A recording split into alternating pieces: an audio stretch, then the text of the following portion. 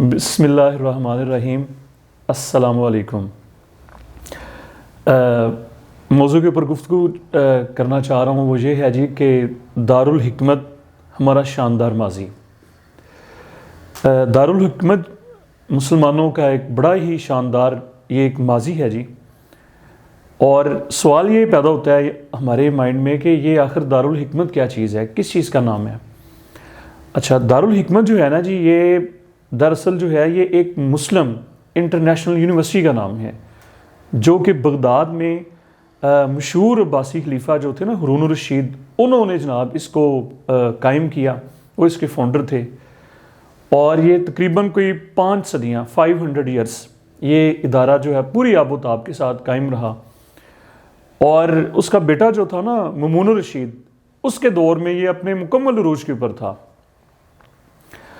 اچھا، میں اہم ترین پوائنٹ جو آپ لوگوں کے سامنے جو بیان کرنا چاہ رہا ہوں، یہ بھی اسپیشلی اسٹوڈنٹس کے لیے، سائنسز کے جو اسٹوڈنٹس ہیں ان کے لیے، جو عام اسٹوڈنٹس ہیں ان کے لیے بھی، کہ اگر ہم کوئی 700-800 سال پیچھے چلے جائیں نا، تو ہم اس دور میں چلے جائیں گے کہ جب مسلمانوں کا بالکل عروج تھا۔ جس طرح سے آج اگر میں آپ لوگوں سے سوال کروں جی اس وقت سپر پاور کون اللہ کی ذات کے بعد، تو یقیناً لوگ کہیں گے جی امریکہ ہے جی، یا اس کے بعد چائنا بننے کی کوشش کر رہا ہے یا رشیا۔ تو اس وقت سپر پاور جو تھے وہ مسلمان تھے، ٹھیک ہے جی۔ وہ دنیا میں جس طرف رخ کرتے تھے جناب، ہوائیں بھی جس طرح سے کہتے ہیں جی، وہ اپنا راستہ تبدیل کر لیتی تھی۔ مسلمان جو چاہتے تھے وہ کر گزرتے تھے۔ اتنا پاورفل ان کا یہ جو ان کی جو صورتحال تھی، اب اس کی بیس یعنی کہ اتنی بڑی کامیابی مسلمانوں کی کہ پوری دنیا میں سب سے بہترین اور سب سے طاقتور قوم اگر کوئی تھی تو وہ مسلمان تھے۔ تو ان کے اس عروج کی بیس کیا تھی، یا یہ کہہ لیں کہ ان کے یہ جو عروج تھا نا، اس کا آخر راز کیا تھا، کیا وجہ تھی کہ وہ اتنے طاقتور تھے؟ تو نوٹ یہ آپ جناب اپنے پاس کر لیں کہ اس کا راز اور اس کی جناب بیس تھی دارالحکمت یونیورسٹی۔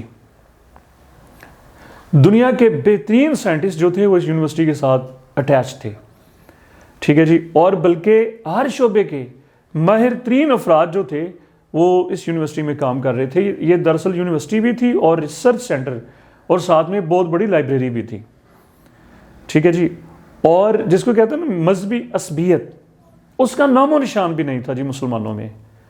کہنے کا مقصد یہ ہے کہ میں اس کے اوپر زیادہ بات نہیں کروں گا کہ فرقہ واریت بالکل زیرو، یہ بہت بڑا ایشو تو یہی ہے نا ہمارا اس وقت کا، تو اس وقت یہ ایشو زیرو تھا۔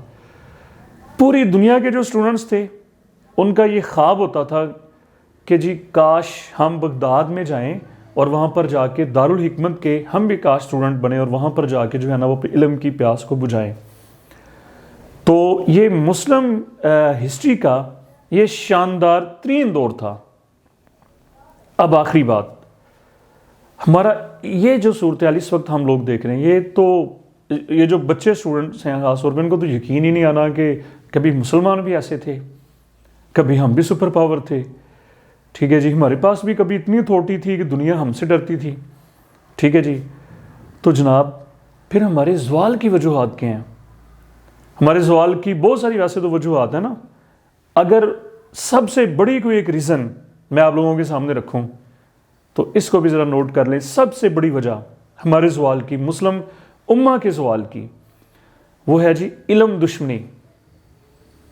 آج ہم نے علم کو بھی چھوڑ دیا، اور ریسرچ کے آگے تو ہم نے یوں کر کے اپنے ہاتھ پہ ہاتھ دھر دیے، کام ہی چھوڑ دیا ریسرچ کے اوپر۔ کوئی کام آپ یہ پچھلے 100-200 سال کی دیکھ لیں ذرا، کہ ہم نے ریسرچ کو تو جیسے چھوڑ ہی دیا ہے، ٹھیک ہے جی۔ اور اب آخری بات جو ہم نے اب کر کے دکھانی ہے، اب پھر سے ہماری منزل دارالحکمت ہونی چاہیے۔ ہمیں پھر سے ایک دارالحکمت کی ضرورت ہے اس وقت، پھر ہم پلٹ سکتے ہیں، پھر ہم کروٹ لے سکتے ہیں، اور ہم نے یہ دنیا کو بتانا ہے کہ جب ہم کچھ کرنے کے اوپر آتے ہیں نا تو پھر ہم کر جاتے ہیں۔ آپ لوگوں کا بہت شکریہ۔